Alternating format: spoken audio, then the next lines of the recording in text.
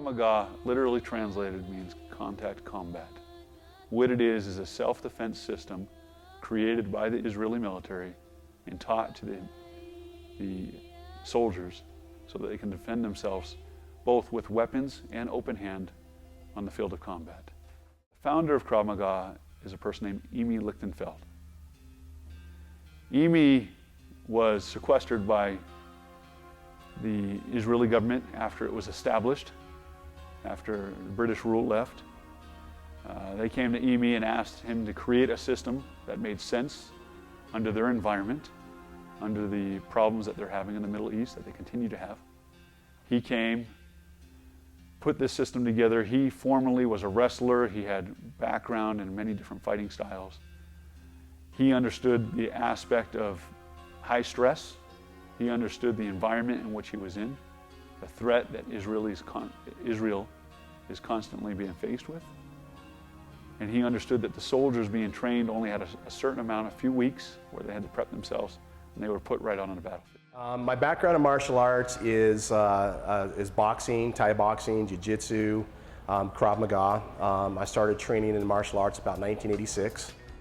My background in martial arts, I started when I was a young kid. I've done everything from Taekwondo, Tang Soo Do, Korean styles, to karate, Okinawa-te, which is Japanese styles.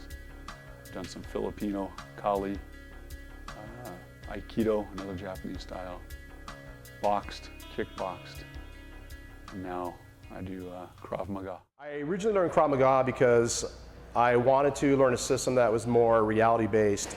A lot of the systems I had trained in were more traditional-based systems, and you would focus more on what I feel was kind of unnecessary moves.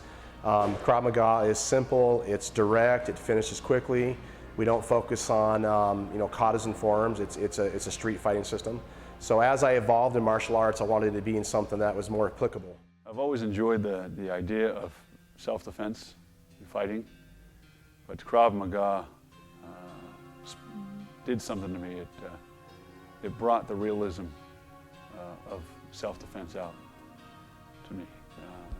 In the world where we experience threats every day, sometimes we're seeing them passively, sometimes we're seeing them actively.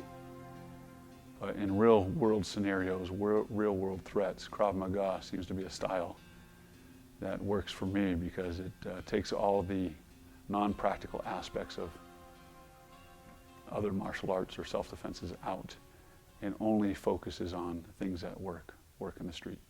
Every class is designed to have 3 elements in it. Number 1 is we want fatigue. We want you to be able to perform when you're stressed and tired.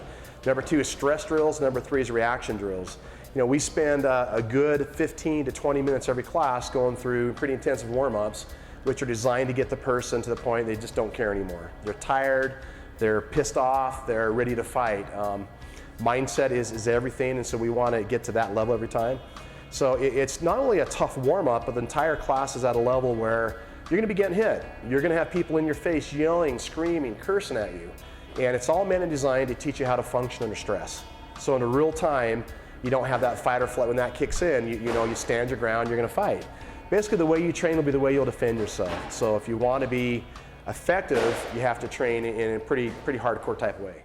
Like I'm hitting you. I push off. Like, you know what, asshole? Fuck you! Fuck you! Boom! Right there.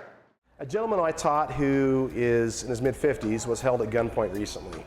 And the story goes he was going out to his car and someone was carjacking him. And other than calling the police, which he should have done, he confronted this gentleman and the guy got out and put a gun to his head, a loaded .45 caliber gun. And luckily, I'd only taught this guy one technique because I usually don't teach gun techniques till you've been here a while. And he had only been here 4 or 5 weeks.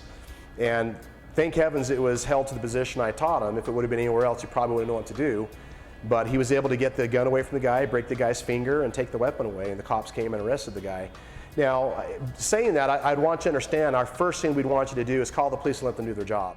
Things that we learn in Krav Maga not only benefit us physically in situations that we're under high stress, but also in the workplace, also in the school place, when we have exams, when we have things that come to us that we're not feeling comfortable with. It's helped me develop a mental aspect. So the reason I teach it is because I try to portray that same mental aspect on everything in life.